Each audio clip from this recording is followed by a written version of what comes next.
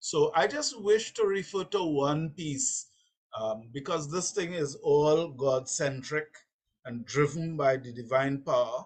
And I feel that I should share with you something that the prophet said many years ago, Ellen G. White, in her book, The Adventist Home, and you may not be able to read it on your phone, but I'll read it aloud. And I promise to send all of these to you by email. So at your convenience, you can look at one a day. It will take you for the whole year to see all of them. In the Adventist Home, page 141, paragraph 3, she says, do not consider it a privation when you are called to leave the cities and move out into the country places. Here there await rich blessings for those who will grasp them. She continues on page 146 to qualify what she meant. She says, parents, get homes in the country.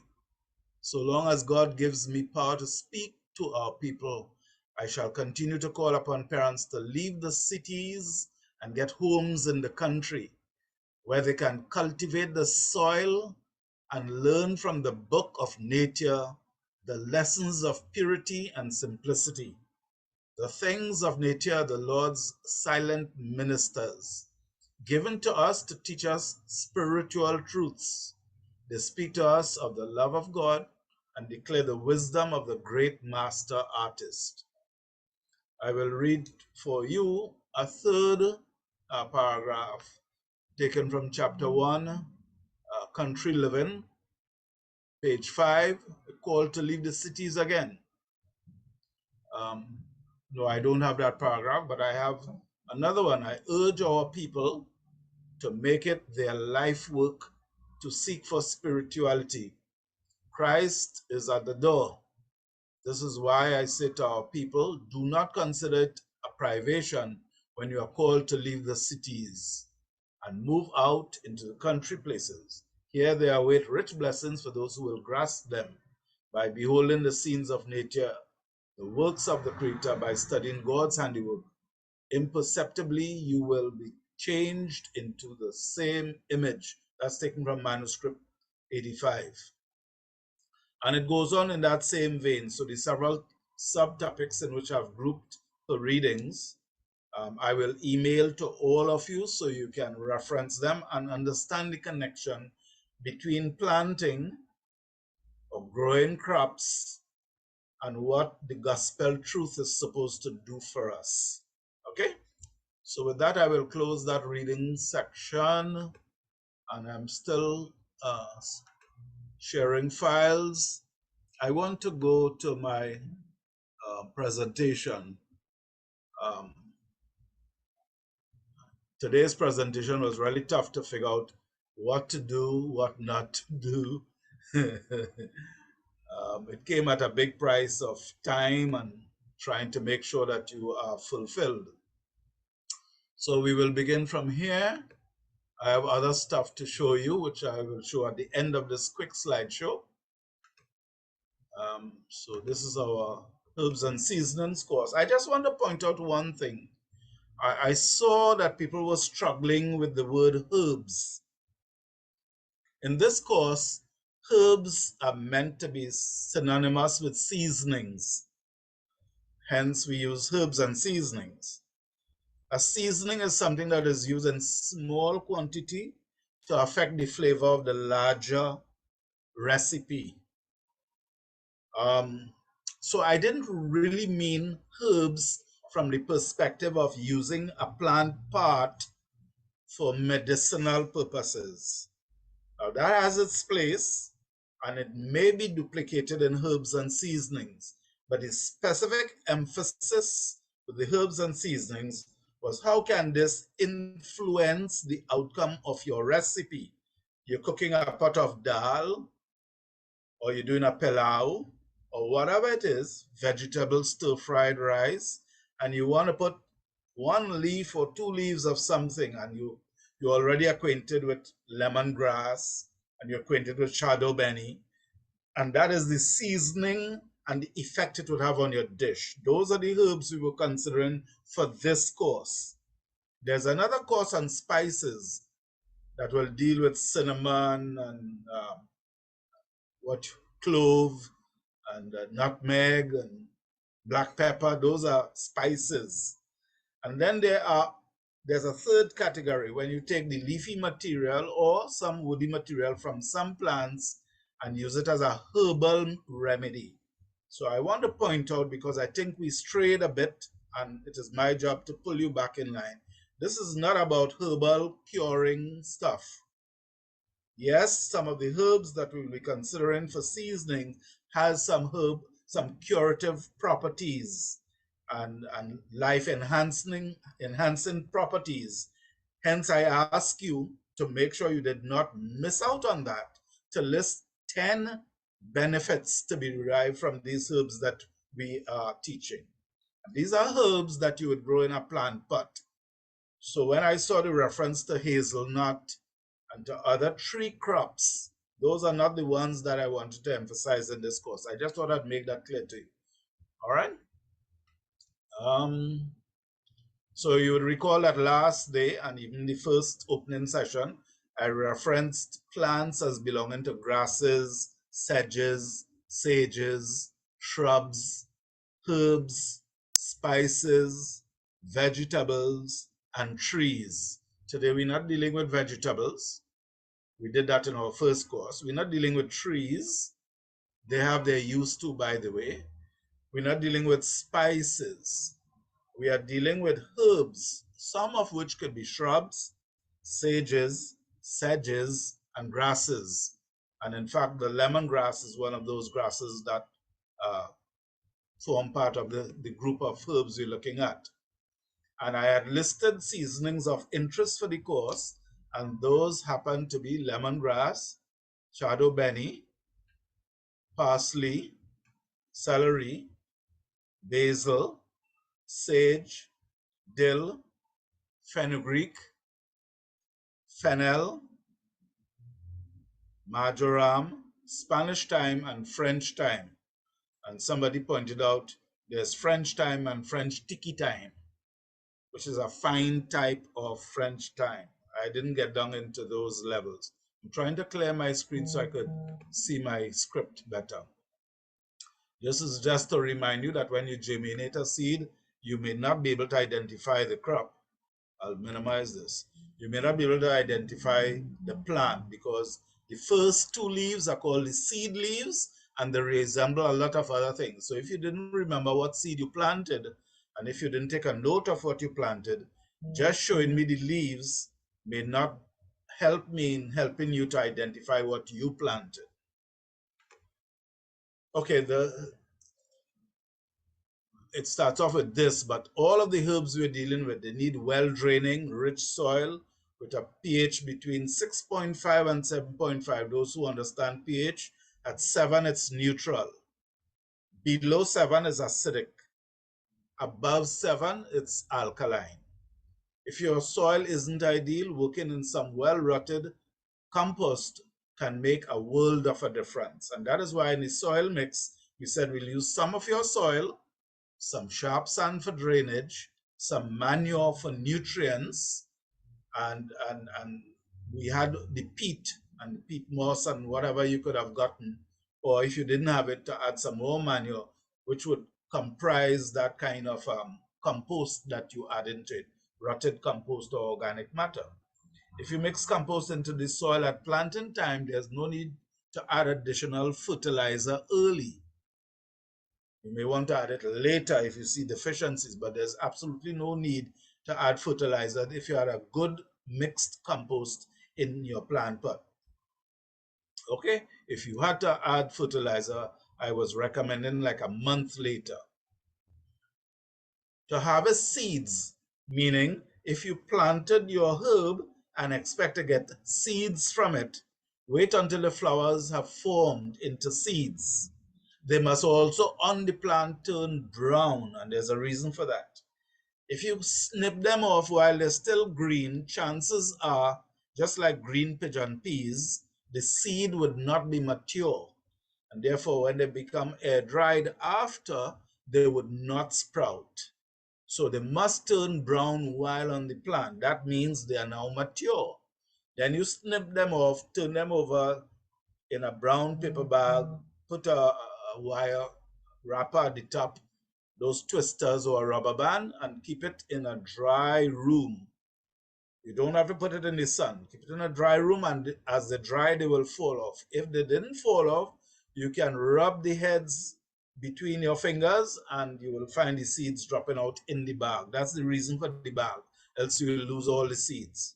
Sometimes it produces some extra dust and some shells. You just blow them off. I discovered that in this last session especially, there was a lot of question about pests and disease. I want to reprimand you a little bit here. It tells me you were not reviewing the last video. Pastor Joshua took extra time to ensure that he videotaped it and posted it on the YouTube channel, Princess Town SDA, and he will put it correctly, politically correct, so you get the exact thing. He'll put it on the chat for you, take it down and go to it. That is very important. When you ask me a question, translating what I take 2 minutes or 3 minutes to tell you on this program becomes a task to put in writing. And sometimes I get like about 200 messages on WhatsApp every day. And then I get about 50 more calls. And that could consume a lot of my time. So I'm just saying that unless it's something very different to what I have done, you should go back to the video and listen to it and take some notes if you need to. Okay, so most of the herbs will suffer the same pests and diseases as I outlined in basil, and that's why in all the other herbs I didn't go into details. You have the aphids that suck, you have the cottony cushion scales that make the little cottony white stuff, and they live underneath, so you don't see any activity. They're hiding under that pretty white stuff. It's like their house. They build a house and they live under it, and they suck the plant, and they make babies. So to get to it, you have to soak it with the soap water, and better if you had some neem oil in that. I advised sometimes the plant may be under stress and therefore it needs to be pruned, or it's overgrowing. If you snip off those tips, because they're normally in the tips of the plant, put it in a bag, tie the bag and get rid of it. You could microwave it. If you have a microwave, it will kill everything, because you don't want to just discard it, because they'll escape and go in your other plants. Okay, we also said for some of those pests, meaning aphids and the cottony cushion scales and those things, we say that there are some plants that they prefer, and some of these plants tend to be ornamental plants. So you might have, let's say, an ixora or a hibiscus or some plant like that in your home, in a pot or planted in the yard. Check it. It will be laden with these things. And when you plant new stuff at home, they pick up, they sense there's some new food in the area.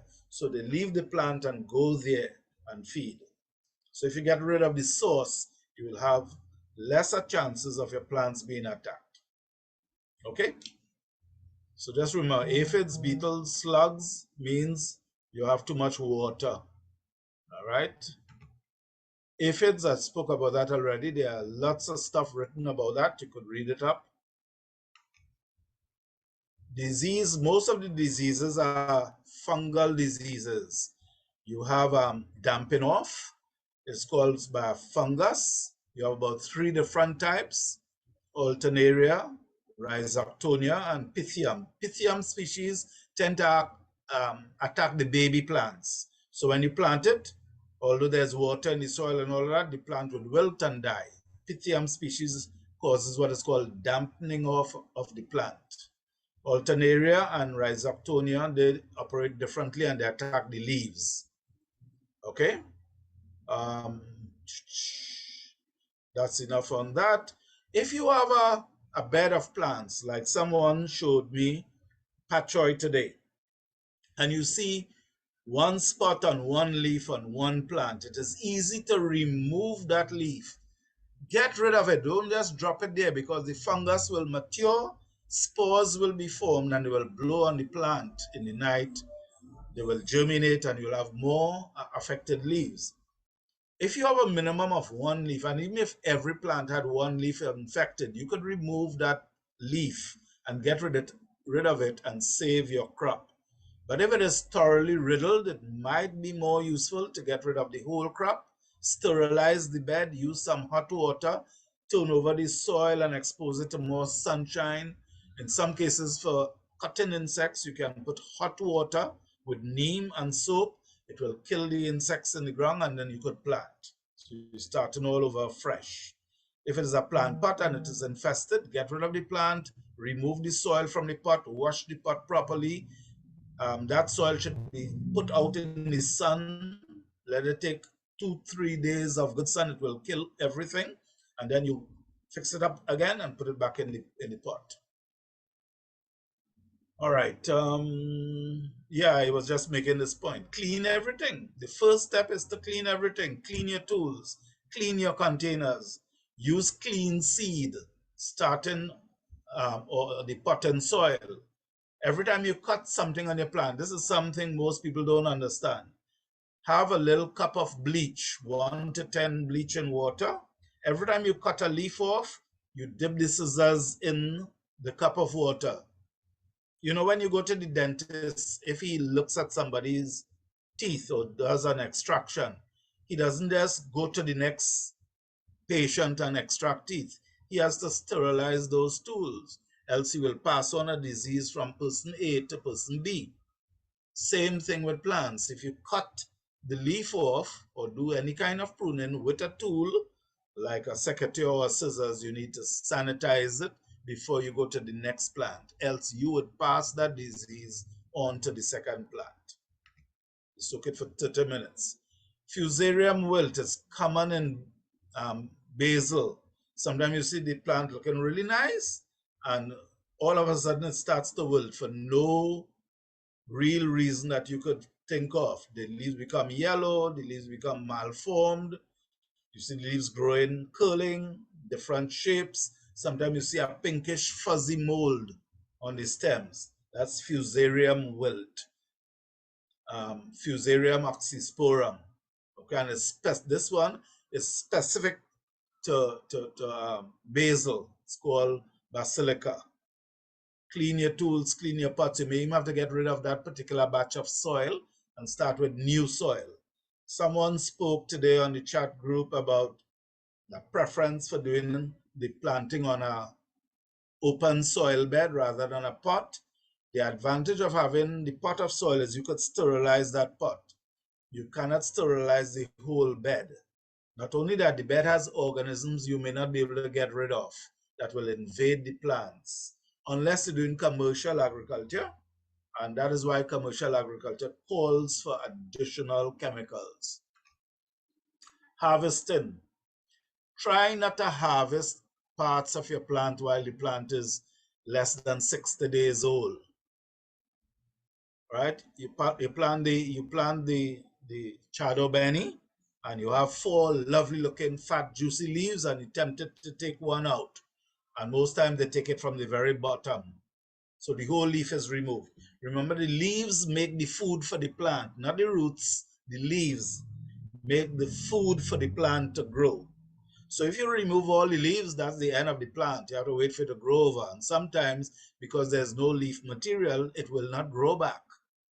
So I recommend you have, if you love bandania or chado benny, plant about a dozen of them. So you could harvest the outer leaves. And when you do that, use a scissors, cut 2/3 of the leaf, leave 1/3 so that food could continue to be manufactured in the plant. Worse yet, if you cut from the inner leaves are the youngest leaves. Those are the one that keeps the plant more or less alive. If it is a shrubby plant like basil, wait until it is about 12 inches to 18 inches high before you start plucking off pieces to make your tea or use into your seasoning. All right? Always pluck off from the ends, not from inside, not a whole branch. It takes a long while for a branch to grow. So snip off the ends and use that as your seasoning or your tea. have more than one. And when you snip off the ends, it's a form of pruning that encourages more growth of the plant. That is a trick that most people don't realize. When you trim off the ends, the last 3 or 4 leaves from each stem tip, it encourages more branches and the plant gets bigger and rounder. In terms of storage, if you put it in the fridge in 10 days, the leaves would spoil. So I recommend you remove the leaves from the stem, put them into some small Ziploc bags. Don't put too many in a bag. Label the bag, and there's a treatment for the leaves. You insert them in boiling water for 1 second. How do you do that? Put it in a dish, pour the boiling water on it, and immediately pour off the water. Then you transfer the leaves to a bowl of ice water. That shocks them and it stops that heating process it went through, which would cook it. You don't want to cook it, you just want to blanch it. Then you place the leaves on paper towel, let them completely dry. Then you put it in wax paper, put it in a Ziploc bag, label the bag, put it in your freezer. The idea of putting it in smaller bags, smaller Ziploc bags, is that when you take out a bag, you want to use all of it on that same day or that day and the day after. It would not last for very long, maybe up to 3 to 4 days, but it would not last for 5 days in your regular refrigerator compartment. Just be aware that I have lost a lot of leaves that are limited, because if you have one plant and you harvest the whole thing and you put it in the fridge, 10 days it's gone, you have no more left. It's worse for things like Chado Benny. Yep. Preserving. If you want to keep your harvest around longer, you have a few options.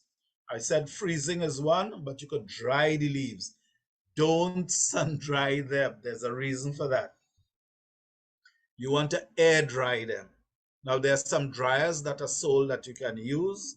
If you want to spend some money, you buy a herb dryer, you put it in it. It allows for warm air currents to pass through.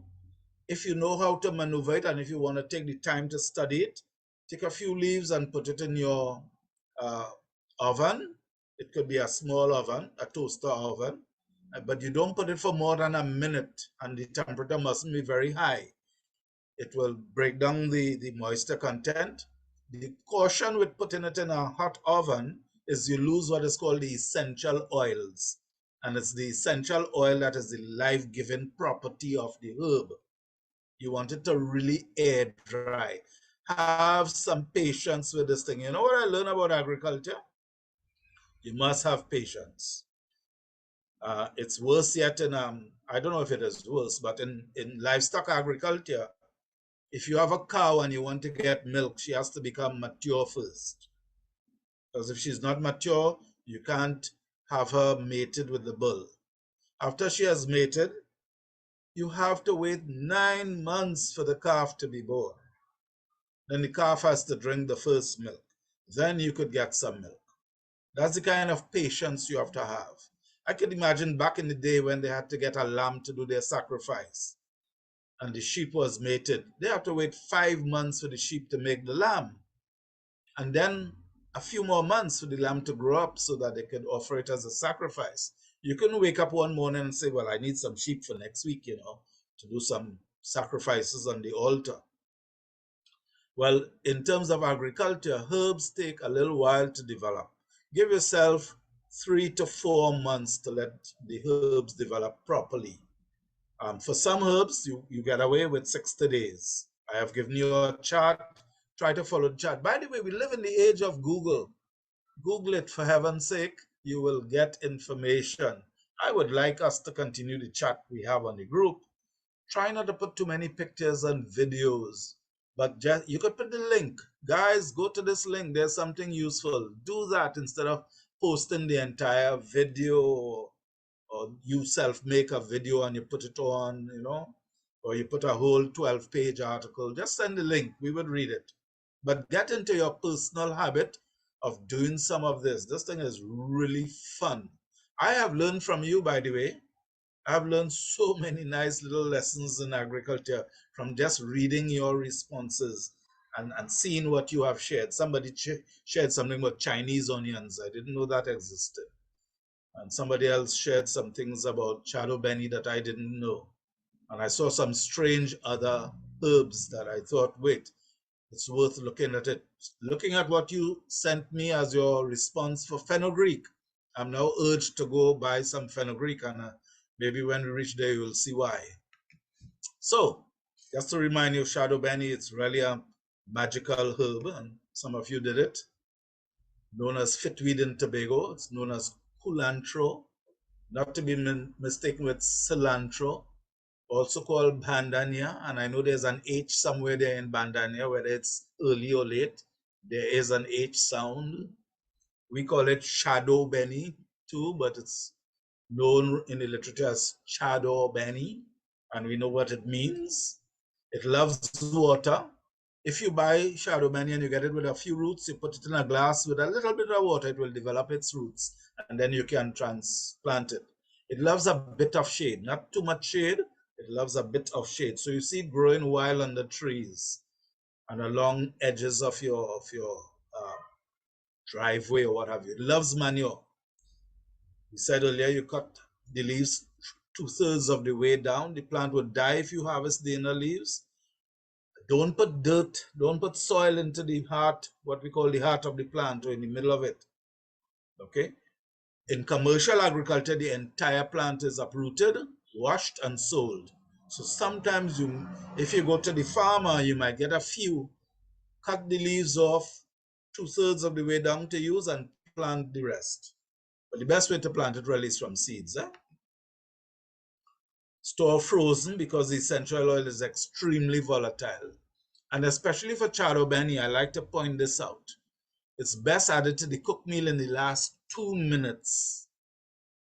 It does not retain the flavor in preserves because of the volatility. If you buy and pay for a shadow benny seasoning, you could bet your last dollar you're not going to get shadow benny flavor in that. The flavor is in the essential oils. You just have to rub shadow benny in your hand and you will smell it. Everybody in the whole house will be smelling. Somebody's cutting the lawn and they cut a shadow benny, you will smell it in your bedroom.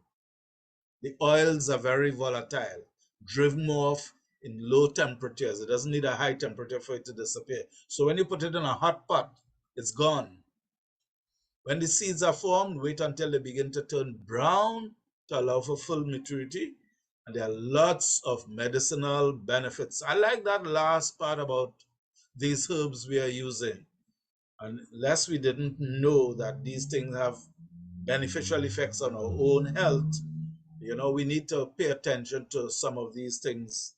When I saw that one of these herbs could allow ladies to have healthier lives and less pain and proper milk flow, and men could have their hormonal balance as well and increase your libido. All those things are essential for living. This is a celery that's transplanted. I saw some celery plants that were transplanted looking long and scraggly. Maybe they were too old. Nothing is wrong with transplanting them, but it's better to transplant a young plant and nourish it the way you want it to grow. And I spoke in the last session about tying them together. Use the twisters. It helps to keep them upright as they grow.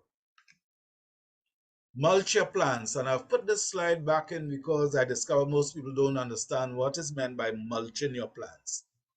Now, herbs love moisture. They need to be mulched well in order to prevent the water from evaporating. How do you mulch? Place some rotted material around the plants. That's called mulching. I have picked up that some people assume mulching means digging up the soil around the plant. It has nothing to do with digging the soil. It has to do with covering the soil. You could put stones, you could put wood chips, you could put decaying material, you can put manure. The best mulch is cured manure. You could use cut grass too, but the reason why I don't recommend recently cut material is because when that has to rot into the soil, it pulls nitrogen out of the soil to be able to rot. It's an amazing fact of life. For things to rot, it requires nitrogen. So when it pulls nitrogen from the soil, the plant is now robbed of nitrogen. and therefore the leaves begin to yellow. So I fret a lot when I see people using nice decorative wooden tiles around their plants. Those tiles have to rot and they pull nitrogen out of the soil. It's better to put rotted material or inert material like paper or like plastic, but that could be expensive. Tie the stalks, I just mentioned that, so I'll go on.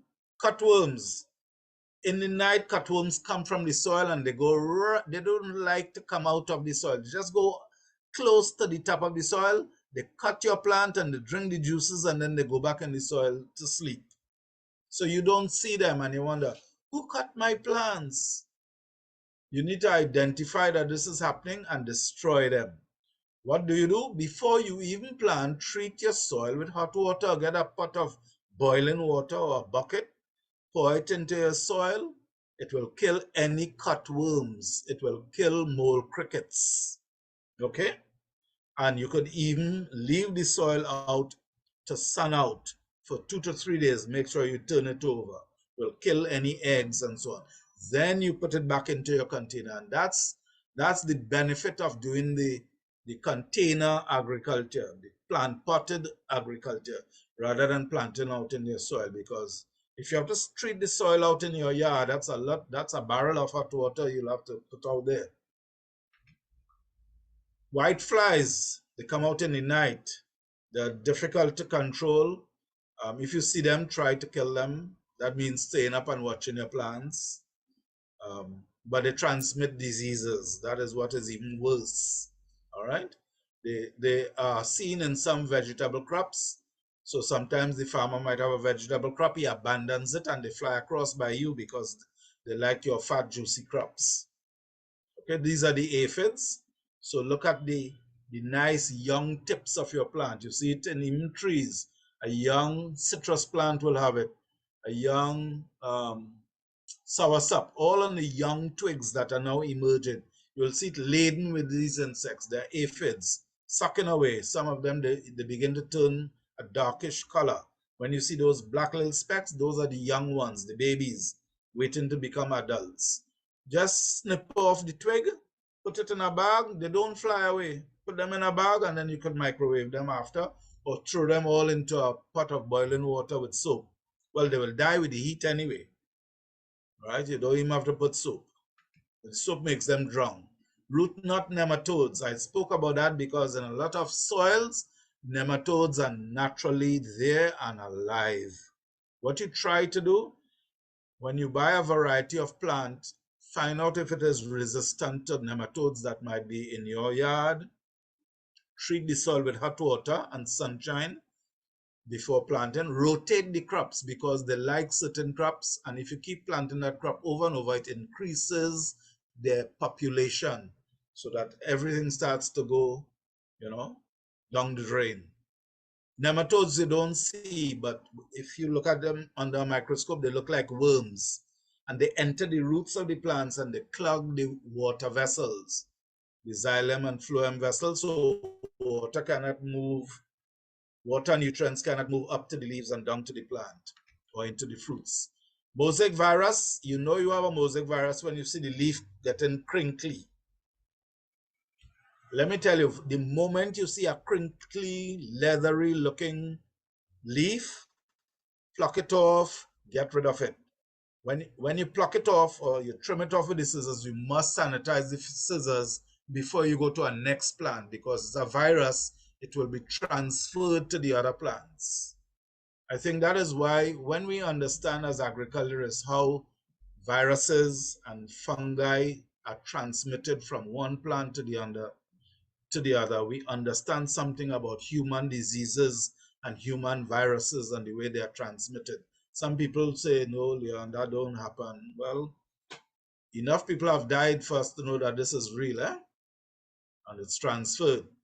And you don't have to always sneeze to transfer it. Okay, once your plants have a virus, there's no cure. So sometimes you nip it in the bud, or if the plant is riddled with it, you have to get rid of the plant itself. And some viruses, if you use their seed, the virus is already in the seed, so it will manifest itself when it grows out. There are some strange viruses. For instance, there's one called TMV. It does not affect the crops we do, but just as an example, since I'm on it, it's called tomato leaf virus. Mosaic virus, sorry, TMV. It's also called tobacco mosaic virus because it's the very same virus and they both belong to the same family, tobacco and tomato, same family. So what happens is someone is a smoker, the virus from the cigarette will be on their fingers because the only way to kill that virus is to burn it. So it is alive in the tobacco. When they smoke, they take a break and they smoke and they go and help you with your tomato plants. They will transmit the virus to your tomato plants or your pepper plants. Tomato, pepper, pimento, melangine, tobacco, all are affected by that virus. So be cautious about who you allow to help you with your plants. And even when you nip it off from one plant, you have to sanitize the scissors before you go to a next plant. Okay, I tell people it's best to harvest and start over with clean soil, clean pots, and clean tools. Because once your plants have a virus, there's only one way to get rid of it, is to burn it. Downy mildew is a fungus. I mentioned it earlier, did I? Most times you could remove the leaf. I have a yam vine at the back and I saw one leaf one morning with Cercospora leaf spots. There's a lot of black, like somebody took a marker and just make some dots on the leaves. If you leave that to mature, the spores blow on all the rest of the yam vine and the whole thing would be laden. So it shows the importance of talking with your plants and stroking them a little bit and looking at their leaves. I guess that's what Adam and Eve did in the garden, right? Maybe they got bored doing it and wanted to do other things. But when you examine your plants, you will see these things. You capture it early, remove the leaf. Do not leave it in the garden. Put it in the garbage, burn it, or put it in the microwave. You will kill everything there. Okay? People say, so there's a habit in Trinidad I discovered. It probably started with our farmers. I don't know if you realize it. If you want strong medication, your doctor must give you a prescription. I discover a lot of farmers want strong toxic chemicals and they don't have to get a prescription. They go straight to not the pharmacy, they go to, how you call it, the shop. And they say, boy, what you have there for downy mildew? And he'll pull down the expensive one because those are the toxic ones. You could tell how toxic a chemical is because they're coded. It starts with yellow, then green, then blue, and then red. If it is labeled blue or red, I don't want that near me at all. So I generally do not recommend the use of pesticides. But if you have a fungus and you think it's an expensive crop and it's overtaken your crop and you remove the first leaves and all of that, buy a simple, cheap copper fungicide. Spray once and don't use it on that crop again. If that didn't remedy it, change the crop. Because what you're going to be doing is putting in poisons in the crop. It accumulates and eventually someday you will be taking it in yourself. Bacterial blight, this is another problem, but you could use copper fungicides. Bacteria are hard to get rid of. Avoid over-fertilizing, use the copper fungicide.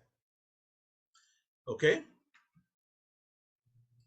All right, let me see what I have here. I just wanted to remind you, this is what bulb fennel looks like. It needs a slightly lower temperature to make the bulb.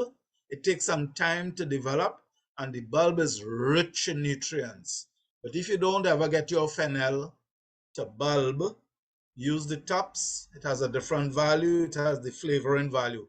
If you get the bottoms to use, the bulbs to buy in the supermarket, it's rich in nutrients. It's good and healthy, has healthy giving properties, very invigorating for your system, for people who are weak and tired, and convalescent, those who probably got very ill. It could have been COVID too. Good to make a broth. I spoke about mulch. I wouldn't go through this again, but we know mulching doesn't mean digging up the soil. It means covering the soil with something to conserve the moisture, to prevent it from drying out. The reason is some plants, like fennel, wants to have their feet wet all day. Now, it doesn't want its feet to be flooded, just damp. And to do that, you cover the soil. It's called mulching.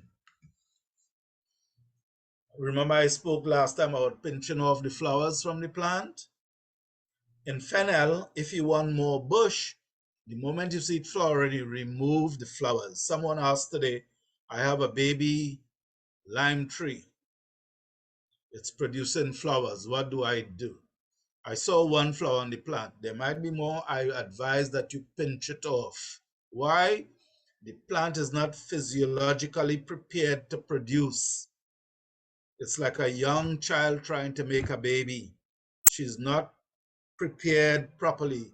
Morphologically, her body might be ready and could be made pregnant, but she's not developed to carry a baby. She's not even developed mental-wise in some cases.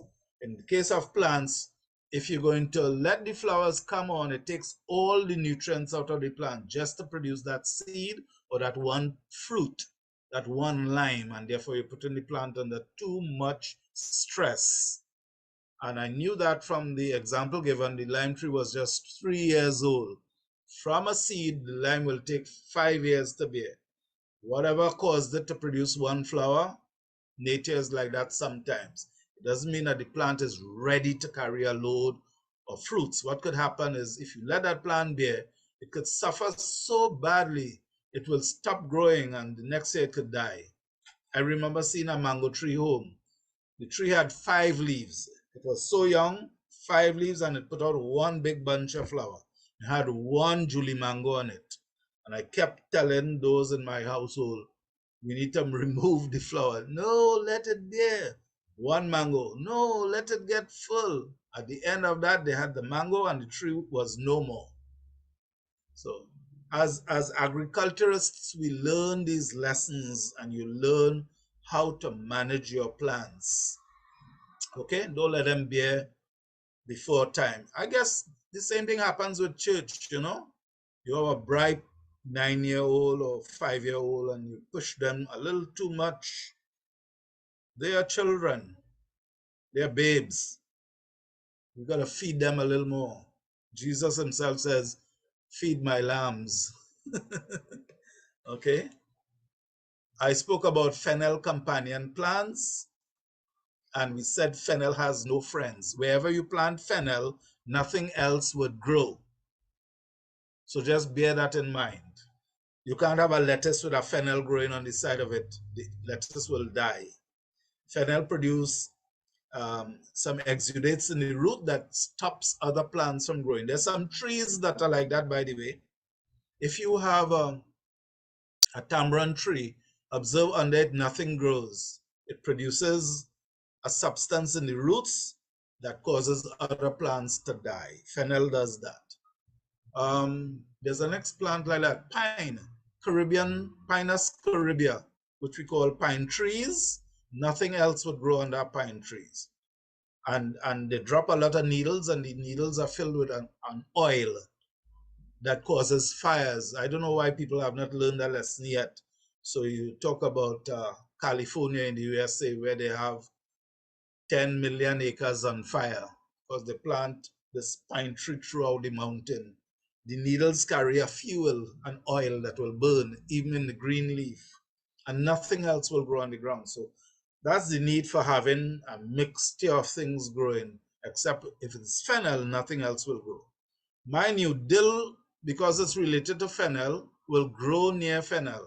And if you do that, they cross-pollinate, and the seeds give you an off flavor when you plant those seeds. Doesn't give you the same flavor in the new plant. Okay. For all those who never planted anything in their life, Fenugreek is the one to try.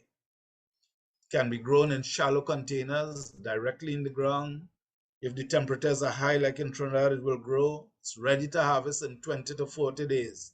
It's a legume. The caution, because it's a legume, is that it needs a lot of sun. Shady conditions may lead to fungus. And there's another piece of advice. Do not put manure or fertilizers high in nitrogen. the plant just would not thrive. Okay, it makes its own nitrogen. It requires only a moderate fertility. So if the soil is poor, not a problem with fenugreek, and you don't have to add fertilizers. Okay, same thing here. I spoke about harvesting leaves already. Now, this is not the end of the show, guys. This is just the end of part 1. So I will try to bring this piece to a close. Do we have any questions I can take at this stage?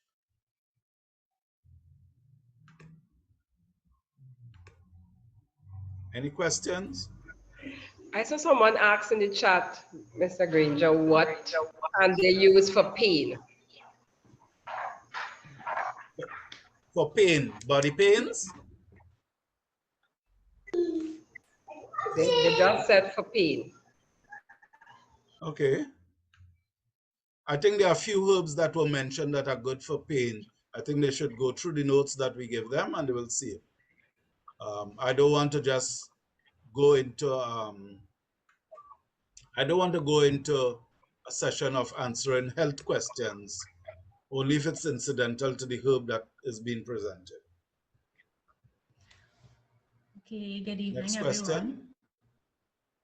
Brother Yes. Granger, there were a few questions. One, how do we clean seeds or ensure seeds are clean? Okay. That's a good question. Sister Gabriel, you want to take a shot at that? Excuse me, could you repeat what the question was? I wasn't paying attention. Sorry. Okay, I will take it. The question is, how do we clean the seeds so we know they are clean? In this context and in the context of agriculture, when we speak about clean seeds, we mean disease-free seeds. So that if you're going to collect seeds for planting, we advise you take it from a healthy plant, a plant that is not sick, not showing symptoms of a disease, and even the produce, it did not show symptoms of disease, because when you plant it, the disease will be manifested in the new plant. So when we speak about clean seeds, we didn't necessarily mean how do we put it in the washer and dryer. Although some of that is done in the commercial world. If you had corn seeds, there's a process of blowing them out, blowing out the dust and the trash. There's a system of what is called sorting them so that you get a uniform size. So it will pass through a mesh and all the small seeds would come out. Stones, if you have a field that is stony or a situation where stones might be incorporated as part of the harvest, they make sure stones are removed. And that's a different level of cleanliness. People who grow multiple crops, they'll tell you, you may get some pigeon peas, some pepper, and some other seed in my corn seeds. So that's another level of cleanliness. But in this case, we are referring to seeds coming from a clean tree, a clean plant, a clean herb, no contamination, no diseases. And when you harvest it and you store it properly in a dark colored jar, preferably with silica gel so the moisture does not increase, and at a low temperature, not freezing point, but like in a refrigerator. Or if you don't have space in the refrigerator, you put it in a dark cupboard.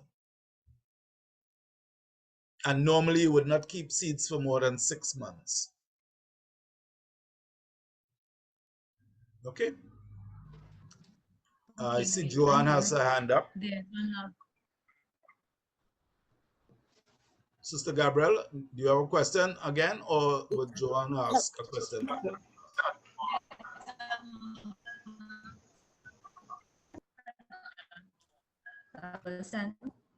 How long should you put herb leaves in ice water after dipping into hot water?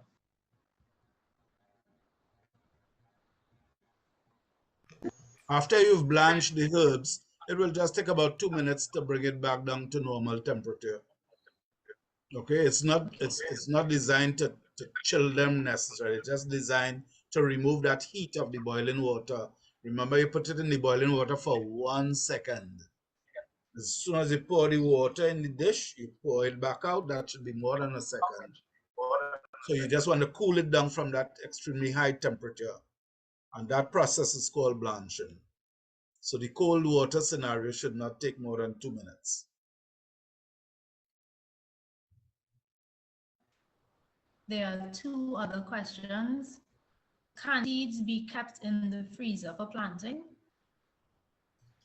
I missed the noun. Can what be kept in the freezer?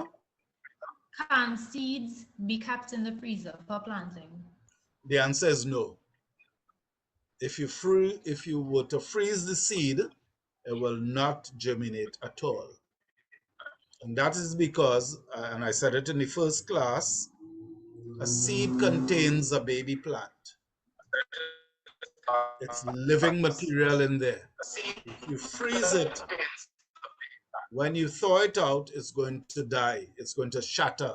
The cell's going to rupture. So they will no longer be alive for germinating. You may have read in some historical literature. I'm getting a feedback, I don't know why. But you may have read in some literature that some frozen mass of land or ice, when thawed out, they found seeds which germinated. That would happen only if it froze instantly and didn't take time to freeze, and therefore things are still intact, and it's very rare that that would happen. Okay, we'll take the next two questions and I will return to the presentations. Who's be next? Question? Just before you pass the Cato, we had Joanne Coker Griffith had her hand first. So, Brother Granger, we actually have three questions. Joanne Coker, Janet Greenwich, and then Pastor Cato. Okay. J and J, then M.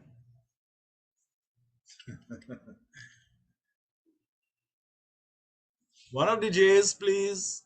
Who will be first? Janet, go ahead. You're JA. Yes, good evening, Brother Granger. What Good I evening, wanted to talk to you about, ask you Joanne. about ants. What can I do about ants? I have a little plot where I could go in, but whenever I go in there, those ants bite so horribly, they drive me crazy. So I do the buckets and stuff because I don't know what to do with that ants. I could put down a little concrete block something and make little beds, but the ants is killing me. Okay, I empathize with you, Janet. Let me tell you what I do because I'm allergic to ant bites. Mm-hmm. I pay somebody to clean the ground. Then when it's clean, you walk through it and you will see all where the ant nests are. In fact, I provoke it a bit. I put something for the ants. You get a little piece of bread or sweet bread or something sugary, and you put little pieces around that plot, and in one day the ants would appear. Follow them because they go to the food source and return to the nest, just like batchaks.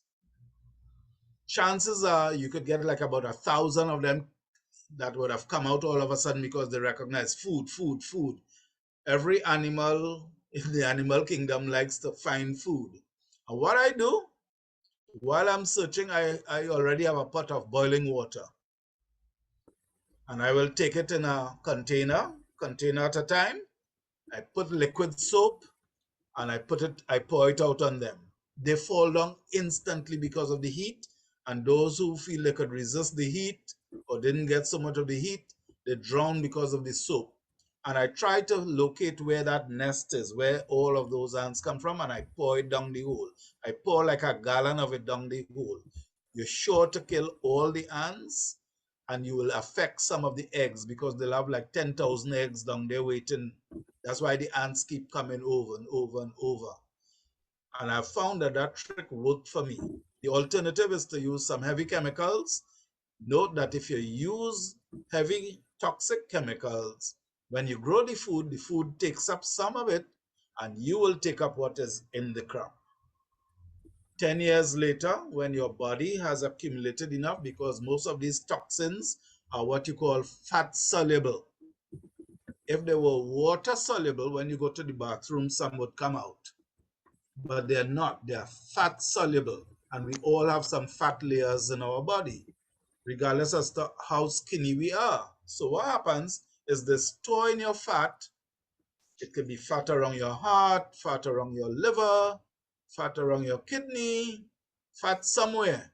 And then you get a pain and you go to the doctor and they say, oh, you have cancer of the liver, or of the pancreas, or of the lungs, or of your breast, or your prostate, or something. And you wonder, but I was living a healthy life. I'm a Seventh-day Adventist. I'm a Christian. I don't smoke. I don't drink. How I get sick? Your vegetables. It's coming from a source where too many chemicals are used, or you yourself put it in the yard. And some of these chemicals for ants, they linger. They make them, they manufacture them to stay in the ground longer. The culprit are the chemicals people use on coconuts. That's why I refuse to drink coconut water when I visit a friend who has a coconut tree in his yard, because he treated the soil before he built the house. And now 5 years later, the coconut tree is bearing, but that chemical was designed to stay in the soil for 11 to 14 years. And you think you're having some really nice, healthy looking coconuts, but the chemical is in the water and you're killing yourself. So I resist taking those measures. What I would tell you to do, wear a glove if you put your hand in the soil in case you run out into some ants. Wear a rubber boots. Put a ring of grease around the boots midway and a little lower down. When the ant is coming up and they meet the grease ring, a ring of Vaseline, they turn around so they don't go into the boots. You have to be wise enough to conquer the things that are happening to you depending on what you encounter in nature. Okay, I took a little long with that one because I thought it's important to emphasize that. Joanne. Thank you so much. You're Thank welcome. you. You're welcome. Joanne? Yes. I wanted to ask, you mentioned about the pests in the soil. If you treat the soil with hot water in the bucket, so to speak, but it's not that you have much sun, what's the alternative means of drying out, or not drying out the soil, but getting the soil to the level that you need it to plant so that the roots won't rot, so you won't have damping off? No, there's nothing else you can do except use chemicals. Okay. Okay, and I'm All right. specifically avoiding the use of chemicals. So I think chemicals. I think I would have done all of you a disservice if I ventured. No, By the way, that's my specialty. I did my master's degree in crop protection. Now, one of the tenets of the whole study was to use what is called an integrated approach, where you use a number of approaches, and one is try to handle the soil, try to use clean materials, do not transfer disease from one plant to the next, do not harbor pests on other plants, use resistant species, use botanicals. Now, there are some botanicals that you can start buying. They tend to be very expensive. You can contact one of the agro shop. There's one in the Shibwana central area that is noted for biological preparations. You have Bacillus thuringiensis, which is good for bacterial wilt and some other things like that, and other friendly botanicals, but they tend to be very expensive. Yeah. And I have another part of my question, though. It's not quite related, but I wanted to know if, for instance, is it true that if you have aphids, that there might be a lack of nitrogen in your soil? It does not immediately come to my mind that there's a lack of nitrogen, because the aphids came because the plant has nice, delicious juices in the new growing tips. Yeah, I do know that if the plant itself is under stress. At some stage during stress, the aphids would transfer to them. So you see some of that was very rare. Very, very rare. Okay. Thank you. You're welcome. So I take Pastor Cato now. Yes. And when I come No back to the problem. next, when we come back to the next question session, we'll start with Sister Rosemary. Right. I had to be out a little bit, and when I came back, I heard you mention something about fertilizer. I had the question of I noticed that the soil mixer you gave us didn't have any additional fertilizers in it. So I was just trying to figure out what you were saying before concerning adding fertilizer. Yeah. Or should What we I add said is fertilizer? that, yeah, I follow the question, Pastor Cato. In the soil mix, we were using peat and we were using 1 part manure. That should be sufficient for your first crop up until the first month of growing of that plant. So there's no need to start off with the fertilizer. You can fertilize 1 month later. Okay? If you put the fertilizer up front, that's not a problem, but there's no absolute need to put it from the start, especially if you're doing a simple leafy crop like cabbage, lettuce, or any one of the herbs just for leaves like shadow benny and thyme and so on. When you go to seed production from those plants or fruit production like tomato and melangine, then you would require a complete fertilizer early in the life of the crop. And those are not the ones we were dealing with. Hence the reason why I held back on that. I don't want to simulate necessarily what farmers are practicing out there. I want us to be different. I want us to learn what is happening to the plant and understand the plant as it grows and take action at the appropriate time and not waste money on just buying fertilizers. When you put fertilizers in a rich composted prepared soil, you're really wasting your money. There's no need to do that. You get a more organically grown crop as well. Big difference with organic crops, and I've experienced it from cooking for people. If you even if it's a fruit, you grow, let's say, a tomato or a papaya that's organically grown, they will tell you it tastes different. It will last longer. You put it there, the tomato or peas or whatever, and you find, but wait, that thing ain't changing, or cucumber. It lasted so long, it tasting different. You will find the same thing in meat production. You push the animal with too much nutrients, like the chickens, they taste way different. A chicken that is grown, foraging in the grass and eating grass seeds and growing slowly, it completely different taste. Yeah, so you want that healthy, nutritious crop at the end of the day. Some of the factors that should be in the leaf are not present because it grew up too fast. And in the herbs, we want the essential oils to develop because that's the medicinal part of it, which I didn't emphasize because this course is not intended to be a medicinal crops course. And I have to be careful in an international scenario that we are talking health and healing. You know, although it supports, the Bible in Genesis says after man sinned, God says to eat of the leaves of the trees and the herbs. Before that, we were to eat the seeds of the trees. That was for food. But after man sinned, he was directed to go to the herbs now.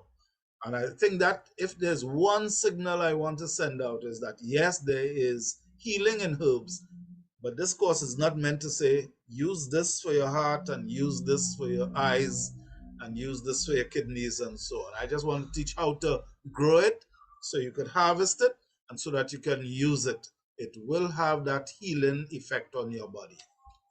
All right? Nice. What I want to do now, thanks for that question, and we have Sister Chantal here, so she will take notes of who is next to ask a question, and any questions from the chat, she will record it on paper so she could ask at the end of the presentation. What I will do now, I just want to show off what you guys have been doing. I said earlier that I had more than 100 people respond to the assignment, something like about 150 people. I want to say that about 99% of all the submissions were very well done. I have learned from them. And I will show you a few in this second part of my presentation, just so that you learn from what these guys did. The first one I'm going to show you came from Brother Julian, I think it is, K. Julian. And I just opened his presentation there. This is his assignment, by the way. And just to let you see what he did, you know, and this was assignment 1, where he was talking about the herbs, and he showed off his Pro Mix and his river sand and his cured sheep manure and some soil from home, you know, 1 part of each. And then he mixed them with gravel at the bottom. He filled the container. He says, I'm ready for my seedling. And there he shows you transplanting. There's his finished product. He did sieve and a couple other things, and you could see them there. So this was his assignment in pictures. And he said, I did it. If I had awards to give, he certainly would have gotten an award. I will show you a next one. I think this was a sister that did this one, right? Sister Coca, I think it was. Just know that I went through 200 names there.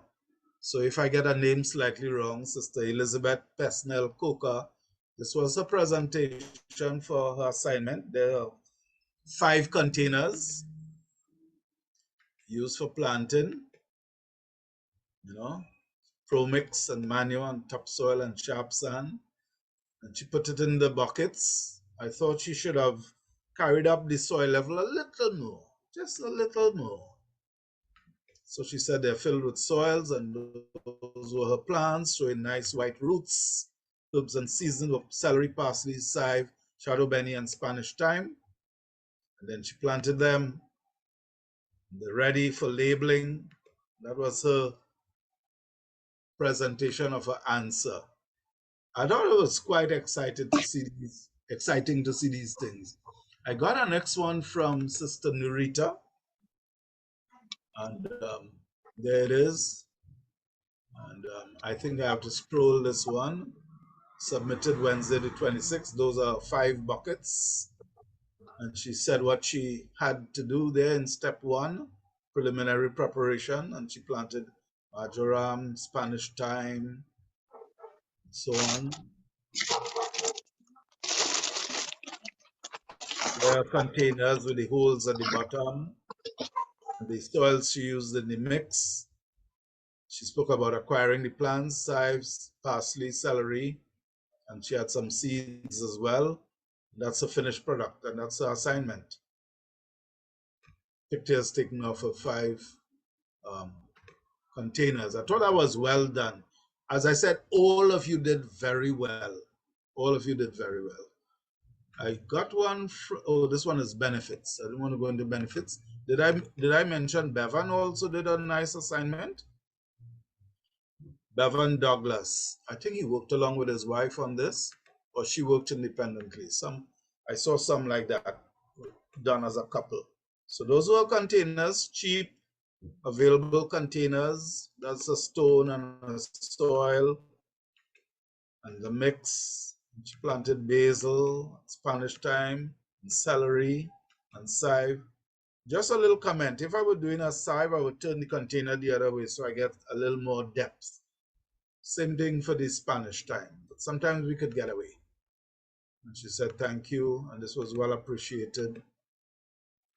So I just thought I would show you those. In terms of benefits, and to make sure I don't skip, I will go on first. Denise, give us something here on dill.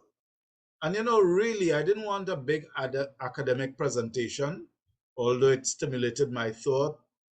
But Denise was able to say, D is for Denise, and D is also for dill. It aids in digestion, it boosts the immune system, It's anti-inflammatory. It improves lactation. I wasn't sure if it was lactation or milk flow she meant. Lactation is a duration, eh? Milk flow is volume of milk. So if the baby needs milk and can't get, you need to increase your milk flow. It improves menstrual disorders, lowers cholesterol, improves blood sugar, treats insomnia, has antibacterial properties, improves general health because of the nutrients. I thought that is all I wanted you guys to do, to read this stuff and come back with me with 10 benefits. Some of you did a little more. There was this one that produced a whole script. It's nice to read it. It took a little extra time. Wonder of the World. The reason why I chose it is because nobody else did it. But I just want to point out, Wonder of the World will not qualify as a seasoning. Yes, it's a herb, but it's not the herb that is a seasoning type. But I was glad to have gotten it. Bryophyllum species. And it's good for respiratory ailments, boost your immune system. They say it's good for a lot of things. You have an earache, you can squeeze the juice and put it in your ears. You have a stomach ache, squeeze the juice and drink it. It's good for urinary disorders, high blood sugar. It's good for ringworm, I am seeing here, gastrointestinal disorders, burns. It's good for your head and your hair, your eyes and your ears, and for sleep disorders. I didn't see anything for pain yet, right? I know somebody had asked something about pain. Look out, maybe you'd get something. Then we have Colleen Hudson, who did borage. This one is unusual. I'm actually using a product that has 12 ingredients and one is borage. So I was happy to read this. It's a medicinal herb and the benefits are somewhere down there. 10 of them. Prevents inflammation of the lungs. It heals skin disorders, eczema and so on. GLA component reduces joints inflammation. It improves problems associated with diabetes and neuropathy. It's good for ADHD. Somebody's mic is on. If you can, I think it's Faye. Faye, you would want to mute. Thank you. It's good for asthma attacks, promotes development of premature babies. That was a new one. Reduce the risk of heart disease. Today I'm speaking to someone from, as soon as I'm through with this, I'm addressing someone in Princestown who has a heart problem and dying.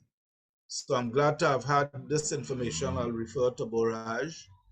Yes, prevents stroke and cerebral vascular problems or accidents. So there's some additional benefits. I like this, Colleen. Blood purification, regulate hormonal imbalances, acts as a diuretic. A diuretic is something that increases your urine flow, promotes sweating, increase breast milk production, use as a sedative so you could use that to sleep. Anything about pain so far? Nothing on pain. It could be used in soup, salad, and teas. Well done, Sister Colleen.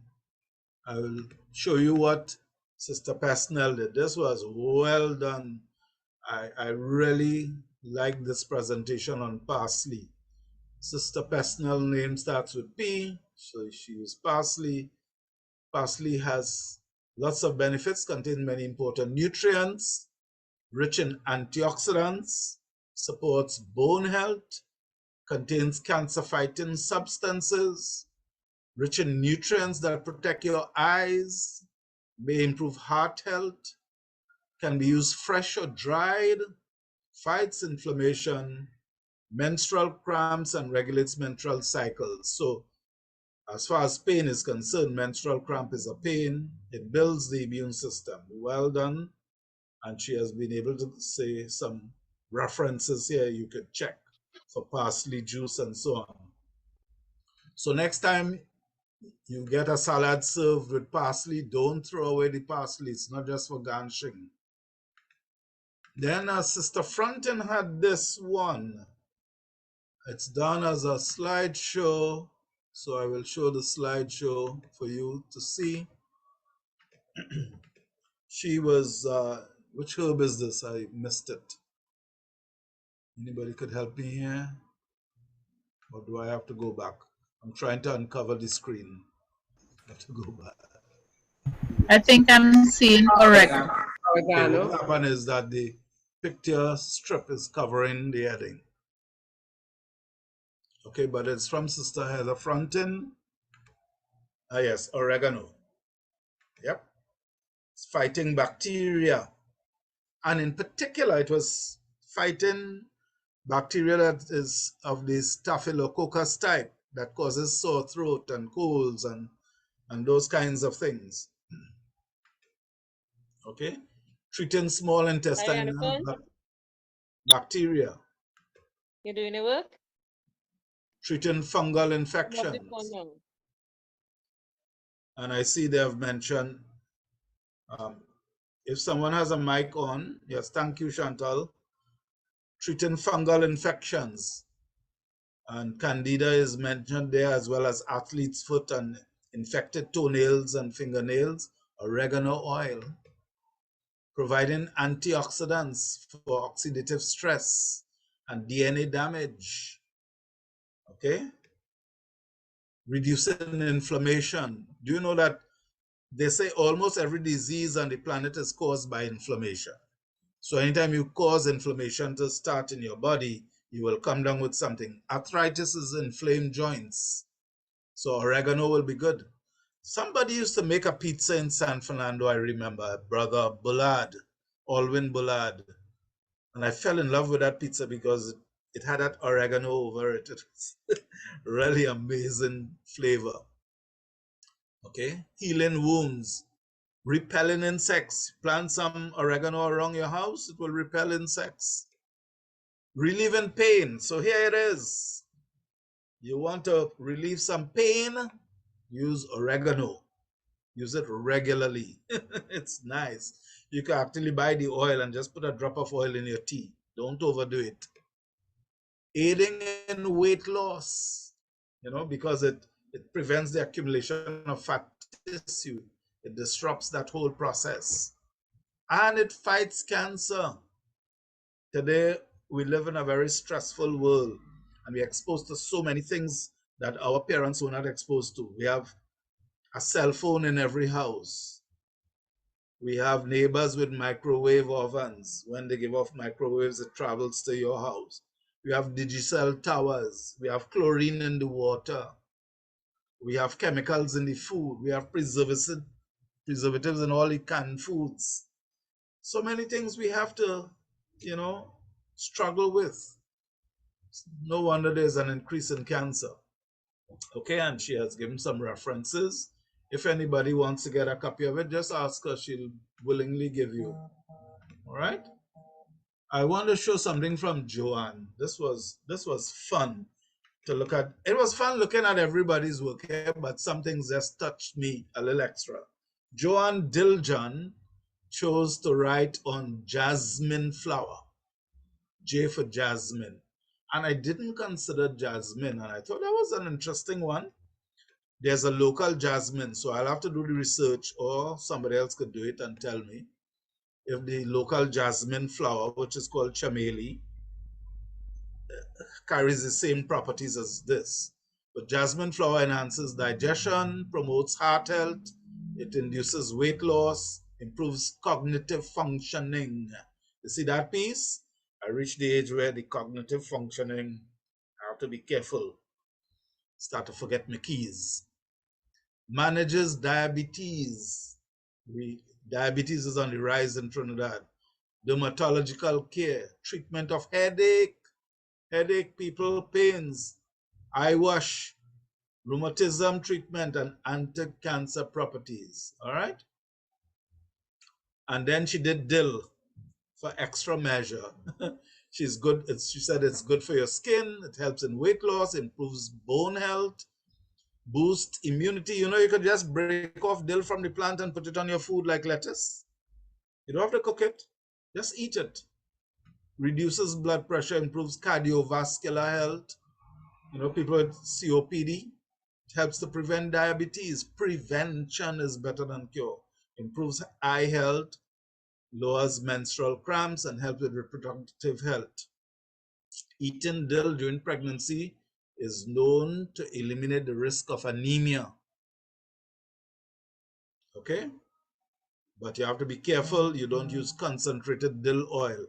I'm telling you, I'm not giving these things as prescriptive stuff because I could put myself in trouble, right? So, ester wine, did I pronounce that correctly, or is esterwine? 10 health benefits of fennel seeds: combats bad breath, improves digestive health. This is fennel, helps to regulate blood pressure, reduces asthma and respiratory ailments, promotes lactation. I think they meant milk flow, not necessarily lactation. Lactation is about a duration. Improves skin appearance, purifies blood, keeps cancer at bay, helps improve eyesight, and it promotes weight loss. How are we going for time? We're going good so far. As I said, I just selected a few. 99% of all the responses were really good, could stand the test at any university, the way you all did your research. Well done. I think you should give yourself a round of applause. You could do that using the symbol on your keyboard. Round of applause for everybody. 10 benefits from fennel. And this one was a little differently presented. The leaves contain phytochemicals. So if you're using the leaves, you get a lot of phytochemicals, which reduces the risk of prostate and breast cancer. Gentlemen, listen up. No longer do you have to wait till you get a 40 to check for prostate cancer. It's happening earlier because of changes in diet. But if you're using dill, not dill, fennel, the leaves, it helps. Acts as a laxative, suppresses the growth of tumors, acts as a laxative, eliminates bad breath, maintains healthy levels of cholesterol, reduces high blood pressure, strengthens the immune system, increases brain function, aids in digestion, and is beneficial during menopause.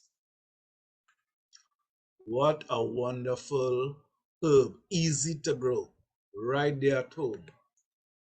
Let me now show you something Daria did. Daria did dandelion. I've seen dandelion growing here. It grows on the roadside. People import it from the States. Okay? You can use the flowers, the leaves, and the root. It's highly nutritious. It helps fight inflammation. It aids in blood sugar management, reduces cholesterol, lowers blood pressure, promotes liver health, reduces water from your body. It's a diuretic. Help treat skin damage, promote and stimulate digestion, and it is used in cancer research. In other words, research has shown, and is still doing it, that it slows cancer growth. So people with early cancer, I know they use dandelion tea and it helps them. I'm not a doctor. I'm not promoting cures, but I'm saying there are lots of herbs around us that could be used for healing. Who's next? Oh, Wendy Boucher. Wendy Boucher. I took this one down because so many people attempted it. And this one stood out. She spoke about Shadow Benny. By now, you all will know the name, that name there. Erigium fetidum. She spelled fetidum a little wrong there, but it reminds you of fetus. It has a smell to say of fetus, of a fetus. But it has some very potent benefits for your brain cells, preventing inflammation in the brain, right? And it's well worth checking it out for yourself. The way it works, it helps against Alzheimer's. I thought that was really powerful to know. I didn't know this bit before, that neurodegenerative diseases could be helped by having a diet that has Shadow Benny in it. But I tell you, and I say it again, the essential oil from Shadow Benny is driven off with normal atmospheric temperature. So the best way to have it is in some pots growing near your kitchen. And you're ready You prepare the food, you put it in the pot last, or you make a little sauce with it fresh. Just make sure it's clean. And that's why it's important to have it in a pot, because you don't want to introduce into your dish of food contaminants or pollutants from out in the garden. So when you have it in a pot, you're sure the dog didn't do something on it or the birds didn't do some other thing on it, you know. But it's very beneficial. And as we grow, we've seen so many people around us coming down with Parkinson's and Alzheimer's. I remember when I was a student at ECIAF, we had a brilliant head of ECIAF, you know, and when he retired, shortly after we heard he had Parkinson's. And then he was just there as a Pomi one. Alzheimer's stepped in, and that was the end of his life. You know, it's amazing how so many brilliant people, leaders and pastors and teachers and professionals and ordinary people, could be helped using these simple herbs. Sister Precious gave us an assignment here on parsley. P for precious, P for parsley, and she showed us the different types, the curly one and the Italian one. She gave us a breakdown of the compounds and the amount. It's low calorie value. She said it's good for your breath. It's a blood purifier, natural diuretic, anti-inflammatory, improves kidney health, prevents anemia, soothes indigestion, boosts immune system, aids in digestion, prevents bladder infection. It's anti-arthritic, reduces gas and constipation. You know, people who are gassy, yeah, improves bone health. I thought this was well done. In one page, she captured it there. You know, and this helps you to remember. I want to encourage you as you finish this course, take a couple other herbs. Don't rush into a million of them. Take them one by one, Google it, see what Google has to say. If you still have a question you want to ask, we will leave the chat open for the rest of the month of February so that you can place your question. Put the online research link so we could go to it, you know. I think I showed all that I wanted to show. But we had lots of assignments. If I had to go through all, you see, all those are files that I saved of different assignments people submitted. All of those, I have them saved. So without talking too much and boring you, I give you the chance to ask questions and for us to be able to chat with you a little more. I am done for the evening. It's now 7:42. We have 15 minutes for questions. I see Sister Gabrielle is still on. Before you go, Sister Gabrielle, on behalf of this team, we wish to say happy birthday to your husband. If he is within hearing, we will let the group sing happy birthday to him. Is he there, Gabrielle? He's on the phone, not close by. All right, well, let him know that this group wished him all the best. Good,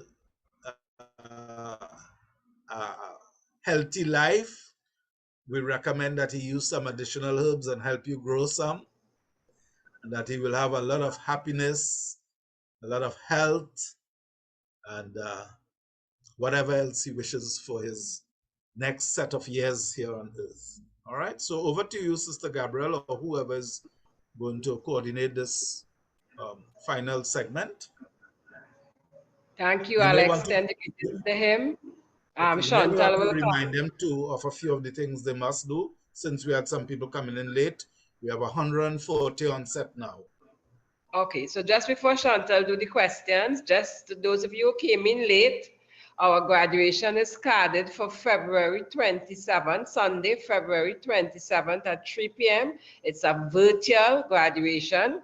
We're asking each of you who are successful, who would have sent in assignments. So I guess once they sent in an assignment, you are graduating. So once you know you sent in an assignment, send a picture from shoulder up of yourself to the email address that's listed in this chat. It's also in the WhatsApp chat. It's going to Pastor Joshua, and you must send it by February 20th.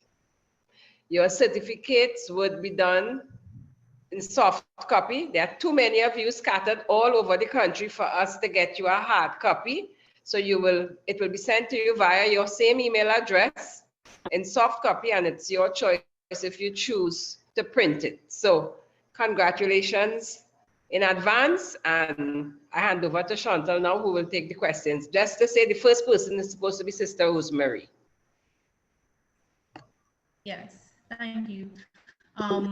As we just ended the assignment section, there was one question in the chat regarding assignments that were done correct. Can they be resent? Assignments done incorrectly, can they be resent?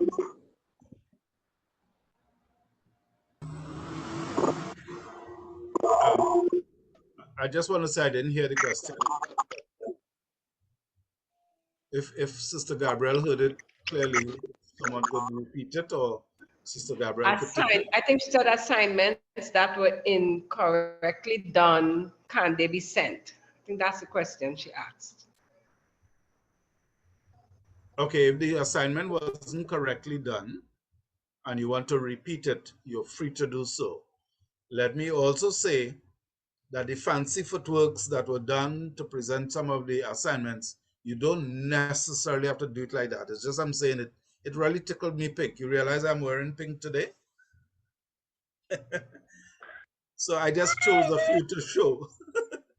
But a simple 10-line would do. That's all I really needed. But it showed that someone loved the topic so much, they put some extra energy and extra whatever to it to make sure it reflects their own character. Maybe, I don't know.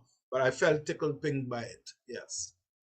And if you think you didn't do the exercise the way you should have done it and you want to do it over, I welcome you. It's easy to email it. If it's a Google Doc, it's going to come. My system could take big, huge Google Docs.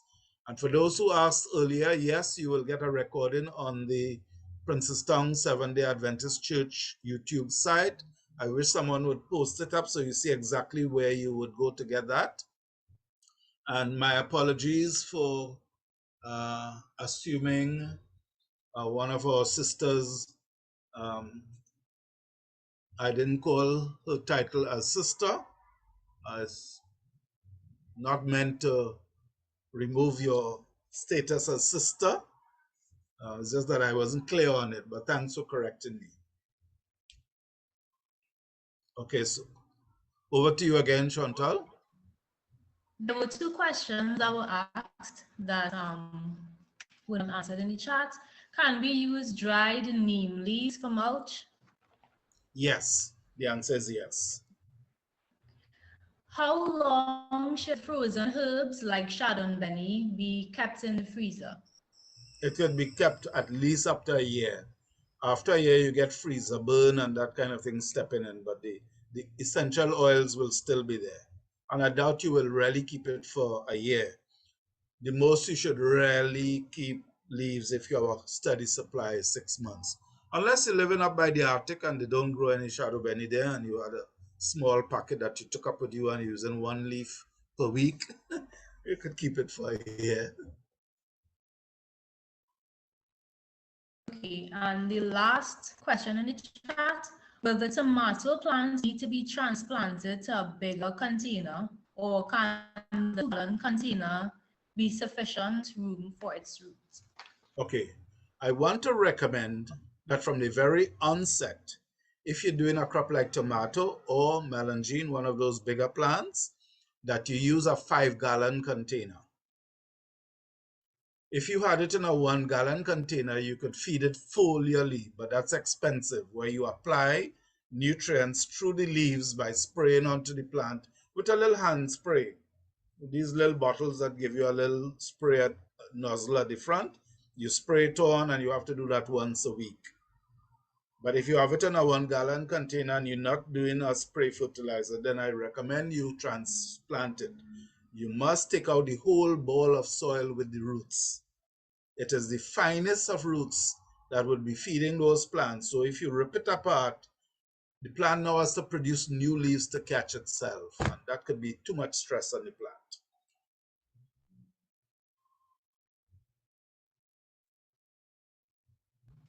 Okay, I great. saw that question So from Sister Nirita. Do you want me to take it now, or are you going to write it? yes, yes, Okay, yes. Sister Nirita's question was, does boiling the herbs get rid of the essential oils? Yes, it would. Essential oils start to come out of the plants from as low in Bandania, for instance, as low as 50 degrees Fahrenheit, which is which is nearly about 15 degrees Celsius. It starts coming out. You just roll in the grass and you'll smell of Bandania. So the moment you put it in a hot pot or boil it, you have driven off all the essential oils. I've been in institutes where you smelling herbs all the time, and you sit to sip the tea and you can't taste anything in the tea because they've boiled off everything. So in a lot of cases for herbs, you need to steep it. You put it in a jar of hot water. You don't leave it on the burner to boil. And that's why I said if it's used in food to flavor the food, you put it in for the last 2 minutes. You cover the pot and it's over. Or use it as fresh as possible. So fresh dill, fresh celery, fresh parsley, fresh bandania. You could mince and put it judiciously in the food or make a cup of tea. I think I told this story. I was in Indonesia. I went to a top class restaurant, and the first thing they gave me was a glass of tea, and I didn't know what it was until I sipped it. It was a glass of bandania tea. And that was supposed to open my appetite and do a couple of things in preparation for the meal. But I do know that it has good qualities, and they didn't put it in the food because they know that it was going to be boiled up. So you're right, Sister Nurita. I would recommend that you don't boil the herbs. When you get down to woody tissue, like if it is a woody part of the plant, the herb plant, or it's a seed, then you need to pull out some of the nutrients out of it, some of the properties out of it to get it into the liquid. It may call for boiling for like 2 minutes, but you should not boil it longer than that period. But as for medical purposes, we were dealing with herbs and seasonings for improving the flavor of the food. Now we're looking at the benefits. We learn a few other things as to what we should do to make sure we really benefit from what we say it could do for us. Yeah? Answer that question. Okay. So we have some hands before we go to should anyone else have questions. And we will take Rosemary, Jude, Denise, and Wendy in that order. So Miss Rosemary. Yes, we were to take Rosemary first. Yes, go ahead, Rosemary. Mine is the production of herbs and the control of weeds by using polythene plastic or old newspapers or cardboard. Would they cause intrusions into the hole if you are growing it in a great house? What's the danger that you may polythene newspapers, old newspapers or cardboard? How do they affect the hole? If anyone heard that question properly, could you repeat it for my benefit? I didn't hear anything. Okay, I'm hearing. I think there's a problem with your mic, Rosemary.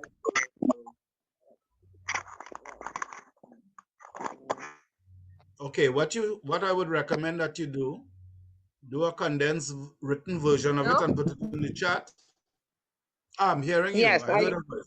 all right. I had it on loudspeaker because Mike is here with me. Okay. But I'm going to speak now so you can hear. I Sure. am Thanks. asking about the use of polythene, old newspapers, or cardboard to control weeds in the growing of herbs. Are they going to be infused into the herbs and would be a danger? What is the best way if you're doing a lot of herb growing? Tell me about the effects to control weeds. Okay. I don't know what the effect of the ink in newspaper has on the soil. That part I must say I never researched, but it is worthwhile looking it up. I know of an organic farm in Cora Valley run by about 20 farmers. One actually got his PhD doing his own work up there, and he used newsprint. And from his report, he would have seen no negative effects. And especially since it was organic agriculture, I want to go with the assumption that it was safe enough. But I myself have not looked at it, ink and its effects on human beings, and whether it's taken up by the plants. There might be some heavy metals, I don't know, in the ink.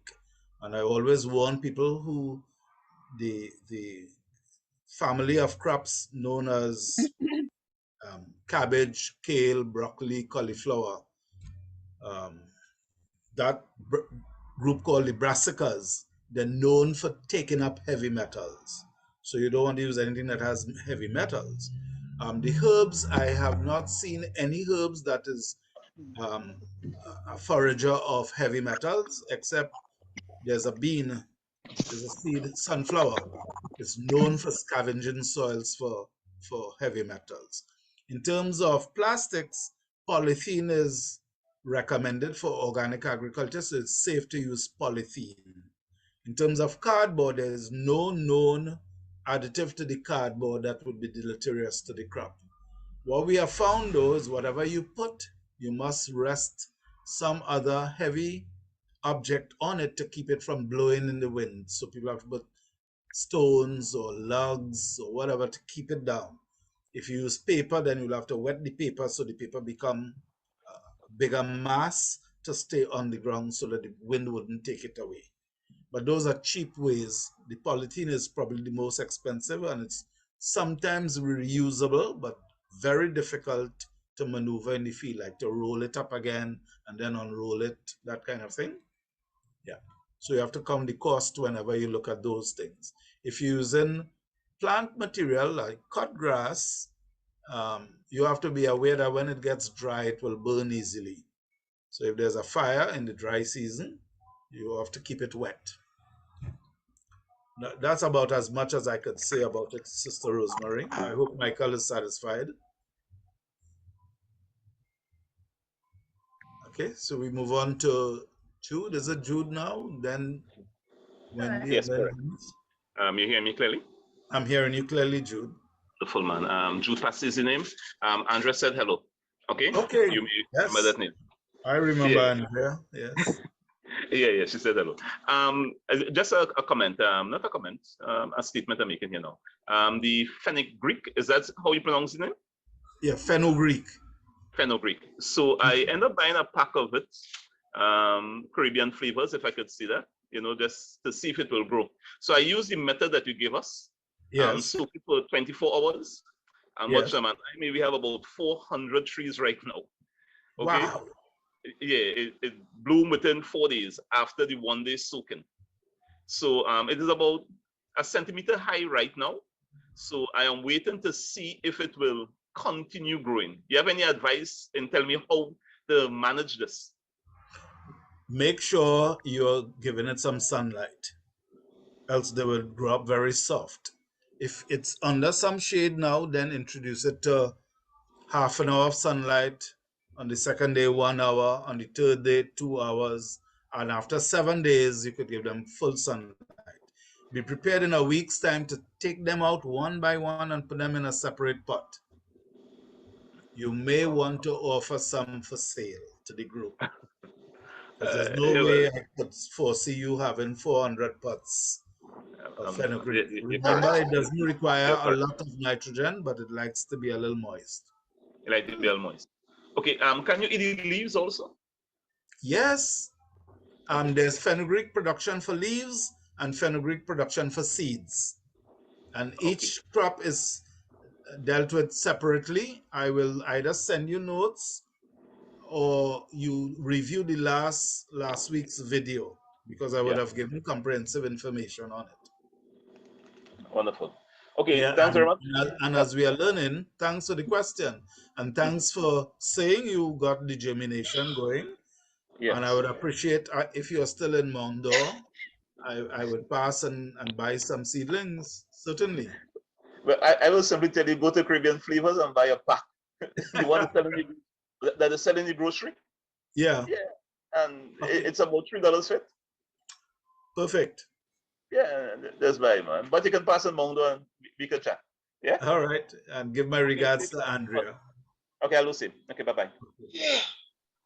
So we move on to next person. Hi, Denise. pleasant night, Hi, Wendy. Well, I know Wendy. Denise. It's Denise. Denise, okay.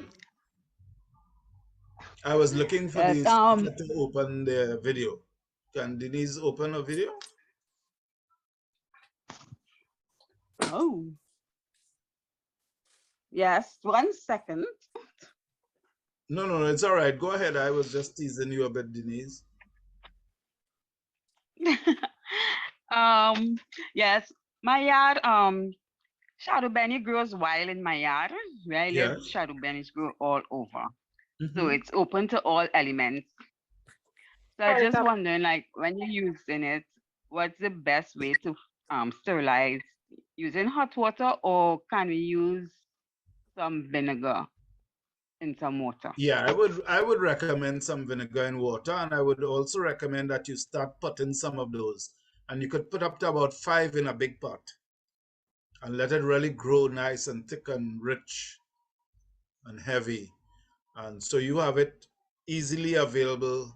I know the growing in the yard wild thing. I remember when I lived in Diego Martin, it was growing all over my mountain. And I know exactly what part of the yard to go, and I didn't have the dogs wild, so I was feeling safe with it. And we will brush cut Yes. the area from time to time and let it regrow. But yes, you need to take those cautions, and you could use vinegar to wash it. Diluted vinegar will be perfect. Okay, thank you. You're welcome. So now we have Wendy, Sister Boucher. Yes, sir. Good night, everyone.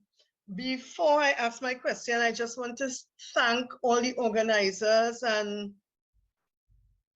Brother Graje for this course. It is very interesting and informative. Actually, I thought the last class was next week, Thursday. I'm enjoying it so much. Last week, I was really intrigued, and I think it was last week I really became very interested in this course. Right. So thank you all very much. That being said, what I'm wondering is if the potted soil will become depleted after a while, and if you continue growing things with it, if you will have to replace the soil, or what happens with that? Because I don't know if all the nutrients will come out of it after a while, if you keep watering it and that kind of thing. That's a very sensible question, Sister Boucher. The answer is yes. Every cycle of crops, which should be every 3 months, unless it's a more permanent herb that you're growing, you would need to empty the pot, redo the soil, and repot the plant or grow a new plant. For plants that would be left in the pot for a longer time, like fenugreek, then you need to add nutrients. It's like having a bowl of soup and you put someone and say, go ahead, eat out of this bowl. And I know there are some groups of people around the world. I read that story recently to an audience where, to show that you belong to them and you're showing a certain sense of gratitude, they invite you for a family dinner and they have this big bowl of soup. Everybody must eat at the same time from the bowl. Everybody will have a spoon, from the baby to the 98-year-old granny. Doesn't matter who is dribbling, you must eat to show that you have accepted their friendship from that bowl of soup. Well, something like that happens when you have plants growing in a pot of soil. And what they're doing is taking out all the soup out. So you have to add to the bowl, else at some stage somebody will have nothing to eat. Just trying to use a light example and a light moment for a teaching opportunity. Yes, Thank you you. will have to add some fertilizers. So I suggest adding fertilizers or replace the soil completely. Yes. It Okay. might be easier just to take the soil out, mix it up again, and put it back in with some more manure and just side dress with some fertilizers. More fertilizers would be required if you're looking for seeds, which is the fruit of that particular herb. All Okay. right? Because to manifest a proper seed, you need proper nutrition. And you Right. would want to use a complete fertilizer, something that has a wide range, not just N, P, and K. N, P, and K just helps with those 3 areas of leaf growth, root growth, and flowering, and probably some fruits. But for more complete nourishment of the plant, you need some of the trace elements. I remember many years ago, I was a little boy. There was a guy, Dr. Middleida, who visited CUC and did a cultivation there. And he had a method he called the Middleida process. And you all could Google it and see if it exists. And essentially what he was doing is using a mixture of the trace elements, because sometimes the trace elements makes a whole difference in how the crop looks. I mean, talking things like boron, zinc, and manganese, and iron, and those minor trace elements. So a complete fertilizer, and those tend to be very expensive. In fact, if I have to use that in a pot, I will collect the water as it runs out to add to the pot the next week, because fertilizers have a way of dissolving in the water and just running out. Yes, so a very relevant question. I'm glad you asked it. And let me take a moment to also say, and as necessary as it's past 8 o'clock, for me to say that without certain individuals, this course would not have happened.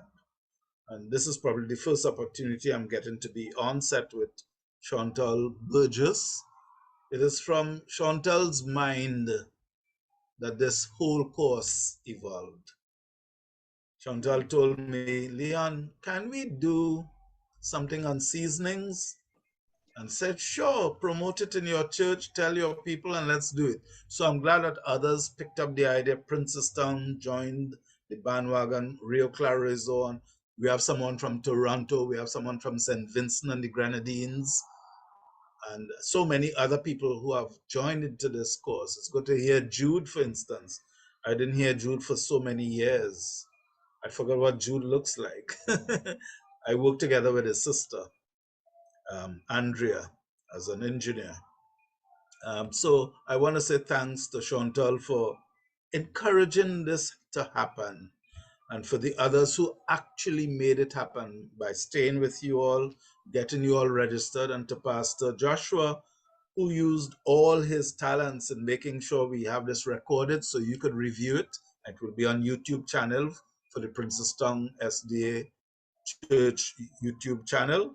And my own pastor, Pastor Cato from Coromandel, who is a practicing agriculturist. And I must confess, he has given me so much motivation, and I want to say thanks to all of you for that and for having this course coming to fruition. Okay, do we have any other questions, Chantal? Yes, we do have two final questions. Can we grow seasonings using the hydroponic system? Yes, we can. Okay. And what do you think about grow bags? I missed the last 3 words. What do I think about? Grow bags. Yes, grow bags could replace pots, but there's a price for grow bags. If you're talking about the real grow bags that's made from synthetic fibers and plastics that you could lift, because they have 2 handles like a garbage bin type rope handle, so you could move it from place to place easily. By all means, go ahead with that. It will last longer. Someone just sent, Okay, Chantal, I didn't one get. last. Someone sent one last question.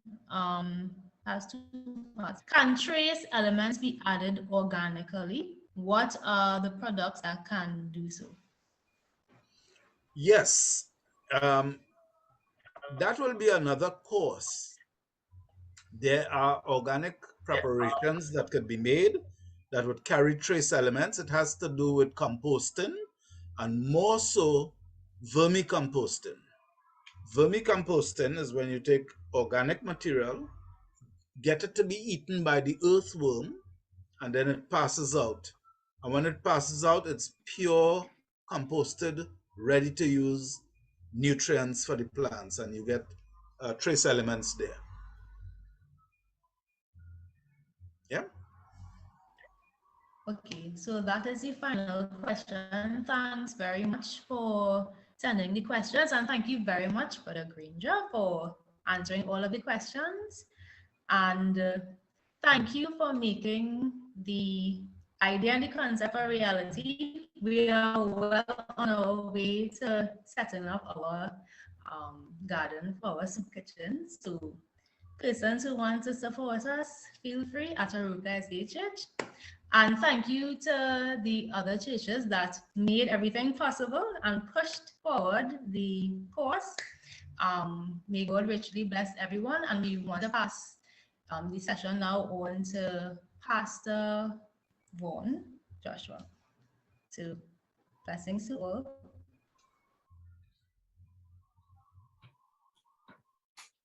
Pleasant good night, pleasant evening, everyone. Evening. Just want to say it has been a privilege to be on this journey. So much was learned, and we want to especially thank Brother Granger again and Sister Gabby, who is on with us still, even while the celebrations are happening. Thank you, Sister Gabby, for ensuring and calling and making sure that everything was put in place for this to happen.